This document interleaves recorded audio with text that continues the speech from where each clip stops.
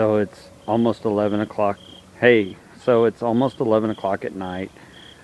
And as you know, over the last 3 years, I haven't had a lot of luck ringing my victory bell after Michigan played.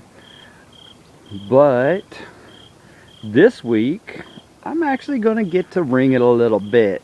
So typically, I try to ring it a little bit quiet when it's this late. But let's be honest, not tonight.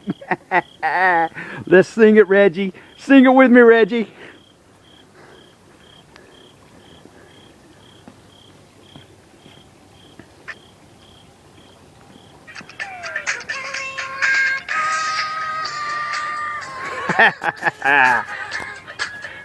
And not quiet at all, baby.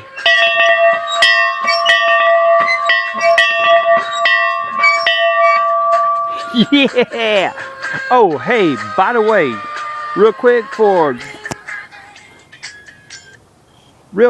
Goose and Siobhan, and for my junior crew member that won with the riptide today, this one's for you, baby.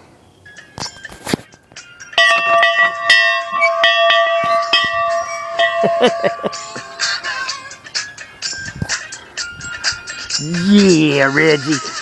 Hope you're loving that.